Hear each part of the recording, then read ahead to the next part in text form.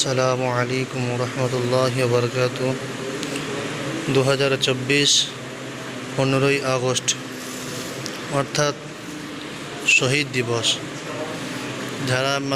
যারা দিনের জন্য শহীদ হয়েছে, মানবতার জন্য শহীদ হয়েছে, তাদের মাগফিরাতের জন্যে